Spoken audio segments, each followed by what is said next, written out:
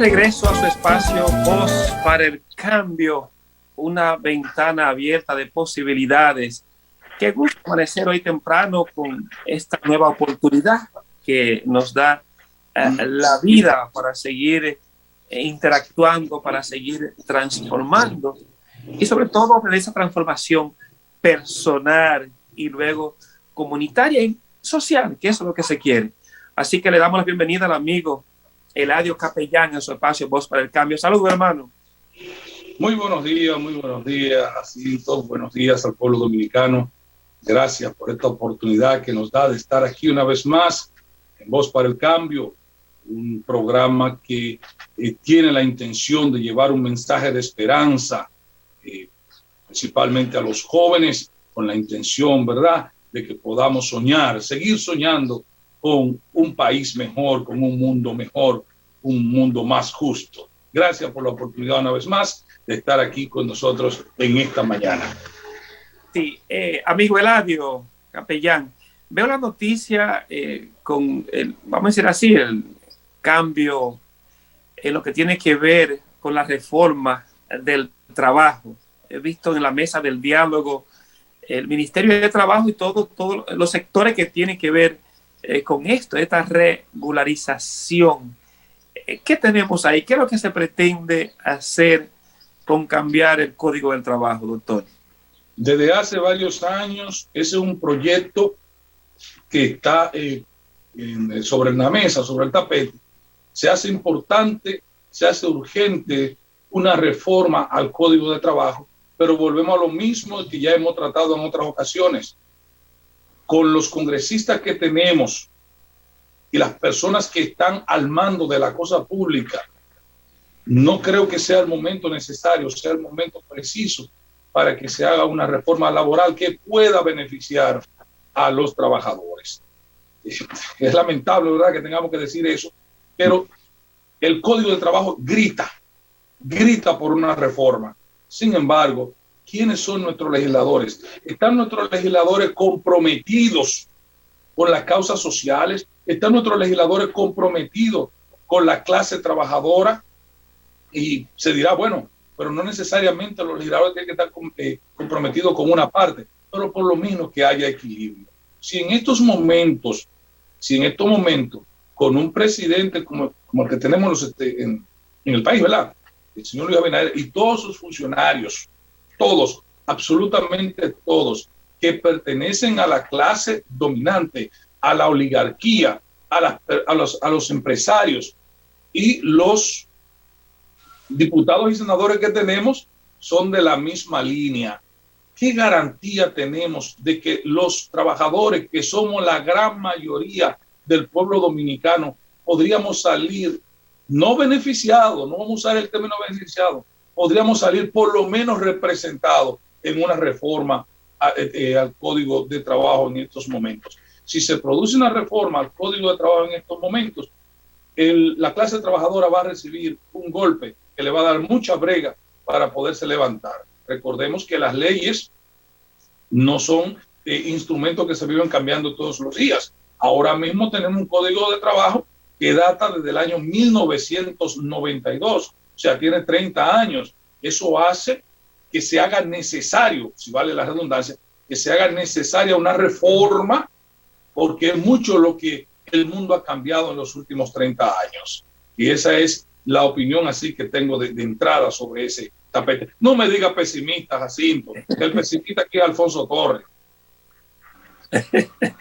Le damos la bienvenida a este espacio al amigo Frank Milton Pérez, el Trinidad. Saludos, Frank Milton. Buenos días para nuestro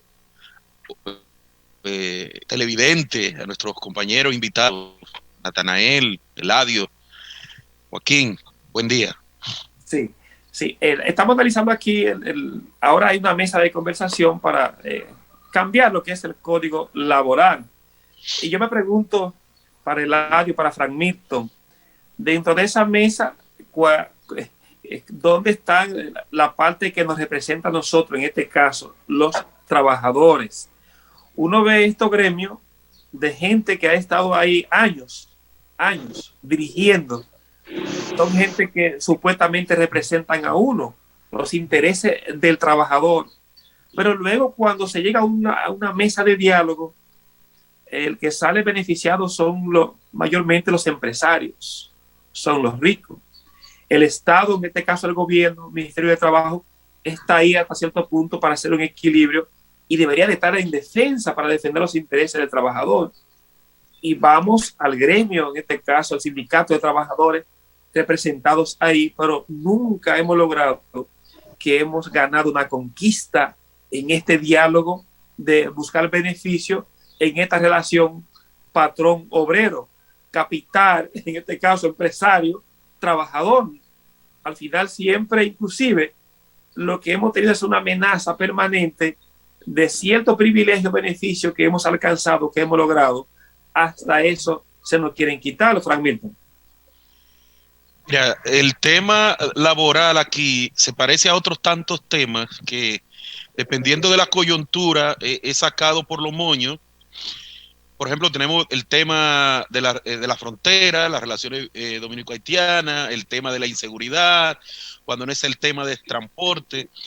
Son muchos temas que cuando quieren como apaciguar, meten un tema ahí de cañada. Pero tú bien lo planteas, Joaquín, tenemos una debilidad institucional fuerte, a pesar de que tenemos un código laboral, y que tenemos una estructura que supuestamente está llamado a defender los intereses de los trabajadores, pues todos sabemos cómo se maneja esta sociedad y quién influyen.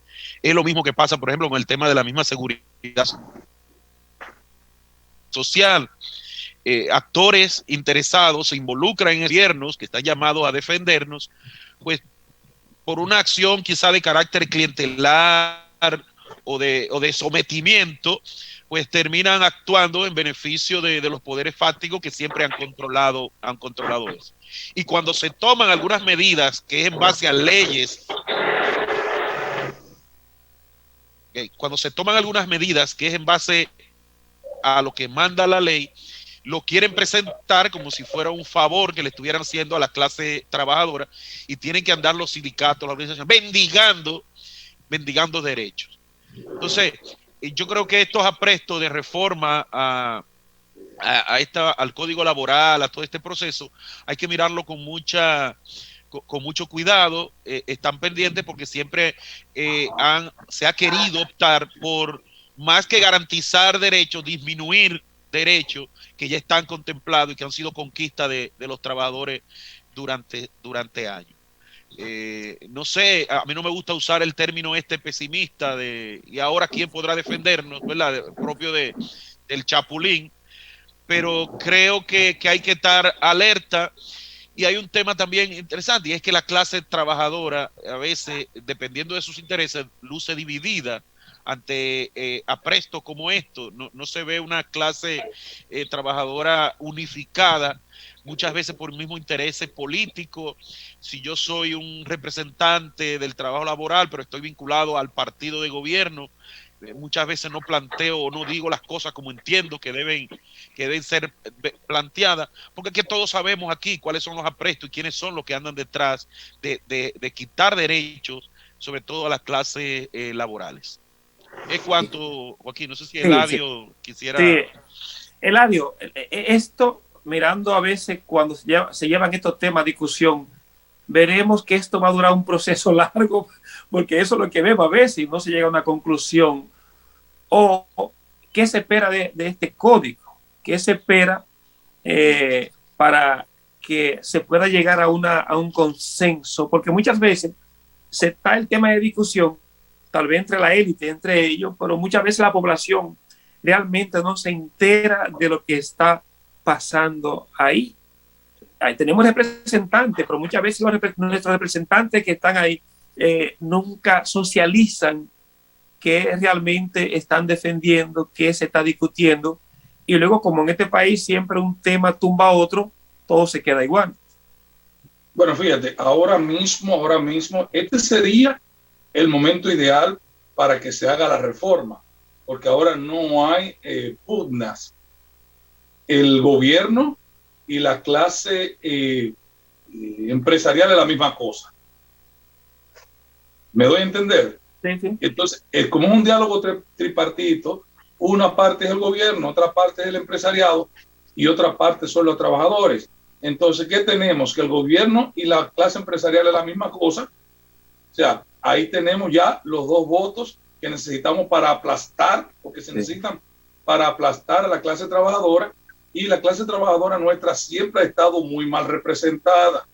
Yo no sé cómo nos podemos ver en esto, de que siempre, desde que tengo uso de razón y estoy metido en estos aprestos de abogado, política y comunicación, más de 30 años, siempre hemos visto que los representantes de la clase trabajadora son los mismos.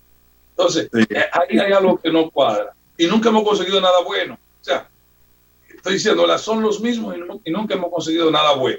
El término nunca quizás sea un poquito hiperbólico, pero ahora están dadas las condiciones. ¿Cuál es mi preocupación?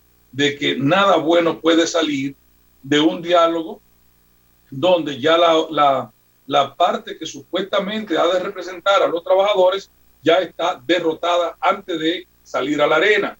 Porque, vuelvo y reitero, la clase, el gobierno y los empleadores, para no llamar empresario en este caso, son los mismos. Entonces ya tienen 2 votos, de 3 tienen 2, no hay forma de que se revierta la cosa porque nadie se suicida. Eso en términos general, porque si la gente se suicida, pero en el sentido general no. Entonces, si ya tenemos eso y de ahí va a salir todo lo consensuado que se va a llevar al Congreso para que sea aprobado como ley. En el Congreso, ¿qué van a hacer? Lo mismo. ¿Por qué? Porque en el Congreso nuestros congresistas han demostrado que están en cualquier cosa, menos en hacer lo que mandan la Constitución y las leyes. Pues no están en eso. Nuestros congresistas van ahí. Yo creo que ellos no tienen ni idea de para qué lo eligieron. Y fíjate, quizás me estoy entendiendo mucho. Hay 2 congresistas que parecía que sabían a lo que iban, o por lo menos creíamos que llevando a esas 2 personas al Congreso, las cosas hubieran podido funcionar de otra manera. Y vamos a llamar 3. Y vamos a referirnos, y entonces dirá, bueno, pero le está cargando el dado a la oposición. Nosotros creíamos que con Antonio Taveras, Farideh Raful y el de Santiago, presidente del Senado ahora, actualmente, don Eduardo Estrella, íbamos a tener un Congreso de lujo, y hemos tenido uno de los congresos más cuestionados, más pésimos que la historia nos recuerda.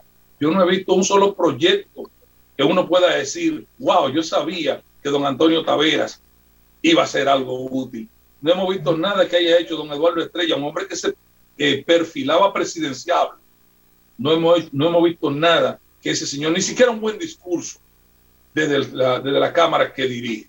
Entonces, en esas situaciones, en esas condiciones, vamos muy mal parados. Y si vemos, don Eladio, que inclusive hasta el discurso, esa persona que usted mencionó ahora, hasta el discurso inicial cuando estaban en la oposición, es un discurso que ha cambiado y ha variado, no es el mismo que ellos tienen en este momento. Pero mirando la parte trabajadora, y más en este tema que se está discutiendo, a la parte nuestra como trabajadores, que tenemos unos representantes, yo lo he visto hace muchos años que aquí en este país no se convoca a la clase trabajadora para hacer hasta una marcha, un recorrido, o no sé, para que nosotros podamos exigir cierto derecho. Y si por lo menos no nos quieren dar otros derechos que necesitamos para defender lo que tenemos, que se nos quieren quitar, ni siquiera en eso se nos pide participación, porque cuando tú tienes un gremio y están ahí unos dirigentes de ese gremio, es para que estén en una interrelación. Inclusive, si hay momentos en que hay que llamar a un paro, ¿desde cuándo aquí se ha llamado a un paro en este país a los trabajadores? Eso no se puede ni siquiera soñar. Bueno, ahora lo que han hecho este gobierno es inclusive pensionar. Yo no envidio eso de que lo puedan pensionar a esta gente que han estado liderándola durante años, este gremio de trabajadores, pero están saliendo muy beneficiados ellos. Entonces uno como que se cuestiona a qué intereses que responden. Es a lo nuestro. Y luego, Frank Milton, vemos el papel del Estado. Es un papel que tiene que ser regulador, pero también que tiene que ser de justicia. No es en el medio, el Estado no puede estar en el medio como estamos buscando un árbitro extranjero para que pueda mediar. El Estado no es el papel de eso. El Estado tiene que hacer que funcionen las cosas y que pueda favorecer, en este caso, a la clase trabajadora. El Estado tiene que ser defensor nuestro ante las vorágines de estos empresarios que siempre lo que quieren es ganar, y que esos beneficios no se puedan que repartir con equidad a los trabajadores, que somos los que producimos estos recursos, Frank Milton.